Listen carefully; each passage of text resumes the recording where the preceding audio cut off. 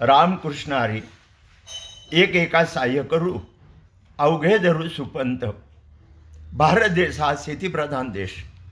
यंत्रयुगापूर्वी सर्वांची शेतीवर उपजीविका. शेतीच्या मशागतीसाठी बैलांचा उपयोग करून घेत असत. भगवान कृष्णाच्या काळात ज्याच्याकडे जास्त गायी त्याला श्रीमंत समजत. शिवरायांच्या काळात ज्याच्याकडे जास्त हत्ती तो श्रीमंत. छत्रपती शिवाजी महाराजाकडे हत्तीसारखी माणसं होती. 50 वर्षापूर्वी ज्याच्याकडे जास्त बैल बारदाना तो श्रीमंत.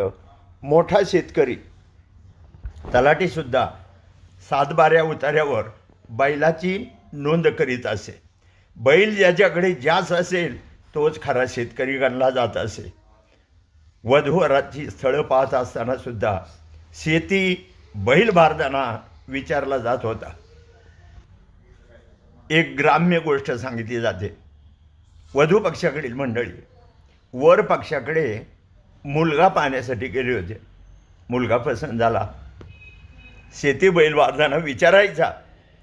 तेवढ्यात मालकाने चाकराला आवाज दिला, अरे दगडू, आयशी तेवढे आत बांध आणि वरकड बाहेर काढ.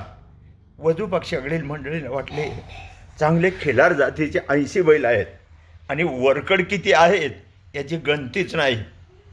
या शब्दावर त्यांनी लग्नाला होकार दिला. पण लग्न झाल्यानंतर समजले 2च बैल आहेत. एकाचं नाव 80, दुसऱ्याचं नाव वरकड. फसगत झाली. तात्पर्य ज्याच्याकडे जास्त बैल तो मोठा शेतकरी. अजूनही ती परंपरा जोपासली जाते. बैलगाडा मालक.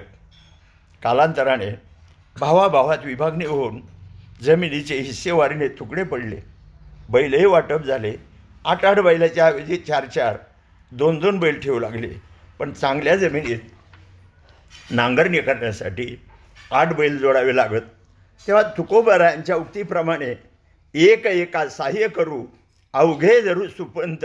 जमिनीची प्रतवारी पाहून बरळ माळरानात मध्यम उत्तम भारी त्याप्रमाणे नांगरणी करण्यासाठी माळरानात 4 बैल, मध्यम जमिनीत 6 बैल, भारी जमिनीत 8 बैलाची योजना करून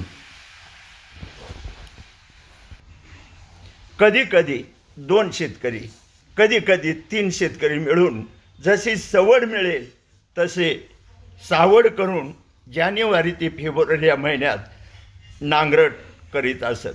पेरणीसाठी सुद्धा 2-2 बैल ज्याच्याकडे आहेत ते शेतकरी एकत्र येऊन एक जण पाभार, एक जण बी झाकण्यासाठी फराटाने राशण्या घेत.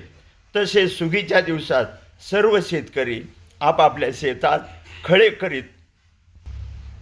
ते खळे साधारण 70 ते 100 फूट व्यासाचे गोलाकार वर्तुळ करून आदल्या दिवशी भरपूर पाणी शिंपडून दुसऱ्या दिवशी सकाळी एकत्रित 9 ते 11 बैलांची माळ म्हणजे पाच धरून गोलाकार फिरवत त्याच्यावर शेणकाला टाकून चांगले मजबूत दगडासारखे टणक बनवत.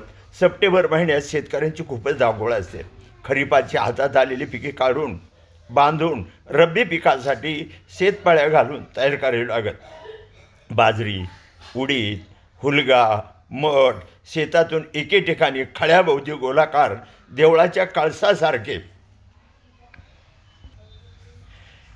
घुमटाकार रचून ठेवीत, जेणेकरून वाळवाच्या पावसाने भिजू नये असे सुरक्षित ठेवीत. रब्बी ज्वारी पेरणी, कांदा बटाटा लागवडी केल्यानंतर खळ्याभोवती असणाऱ्या सुड्या उलगडून बाजरीच्या पेंढ्याचे मोठमोठे वघे घालून बाजरीचे कणशे मोडून काढण्यासाठी महिलांना कामगिरी देत. 100 पेठ्यासाठी 5 किलो देऊन मोडणी करून घेत. खळ्याच्या मध्यभागी चिवडा म्हणजे लाकडी खांब रवून अनेकांची बैले एकत्रित पात करून गोलाकार कणसावर फिरवून कणसातून दाणे अलग झाल्यानंतर दोन्ही बाजूला दक्षिण उत्तर दिशेला कडाळ ओढून मध्ये 3 पायाची वावडी उभी करून त्याच्यावर उभे राहून पाठीने घमेल्याने उंचावरून उपणीत होते. वाऱ्याच्या साहाय्याने घनवट धान्य जवळच खाली पडून वजनाला हलके असलेले भुसकट लांब पुढे जाई. आपोआपच चांगले धान्य अलग होत असे. धान्य मधोमध पडत असे. पूर्वेकडील वाऱ्याचे भुसकट पश्चिमेकडे, पश्चिमेच्या वाऱ्याचे भुसकट पूर्वेकडे, दोन्ही बाजूला मोठमोठे डूब होई. त्या भुसकटात तूर, हुलगा, मठ, उडीद या सर्वांची टरपले, पालापोचळा एकत्रित जनावरांना चांगल्या प्रकारचे दमदार भुसकट होईल. ते पावसाळ्यापूर्वी दोरीच्या साहाय्याने बनवलेल्या गांजवेतून बैलगाडीने गावाजवळील वाडग्यात ठेवीत. ते गांजवे उचलण्यासाठी एकमेकाची मदत घ्यावी लागत असे. कांदा लागवड, बटाटा लागवड, मिरची लागवड यासाठी मनुष्यबळ लागत. ती कामेही सावडीने एकेकाकडे जाऊन करीत होते. शेतीला जोडधंदा दुग्ध व्यवसाय करू लागले. दूध ग्रामीण भागातून शहरी भागात 25 किलोमीटर अंतरावर जाऊन शहरी भागातील घरोघरी जाऊन अगर हॉटेल, कॅन्टीन्स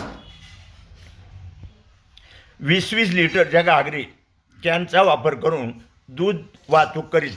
सर्व दूधवाले समूहाने जात त्यासाठी सायकलचा वापर करीत. जवळपास सायकल दुकानांचा अभाव होता. रस्त्याने मेंढपाळ, गुरेढोरे यांच्यामुळे रस्त्यावर काटे येत असे. अनेक वेळा सायकली पंक्चर व्हायच्या. सायकल पंक्चर झाली तरी एकाने स्वतःची सायकल चालवीत. पंक्चर झालेली दुसऱ्या दूधवाल्याची सायकल एका हातात आपली सायकल, दुसऱ्या हातात दुसऱ्याची सायकल शेजारी धरून चालवावी लागत. ज्याची सायकल पंक्चर झालेली आहे त्याला दुसऱ्या एकाने डबल शीटवर बसवून जात होते. अशा प्रकारे आपणही तुकाराम महाराज सांगतात त्याप्रमाणे एकाला सहाय्य करून आपलं जीवन उज्ज्वल आणि विकसित करूयात. रामकृष्ण हरी.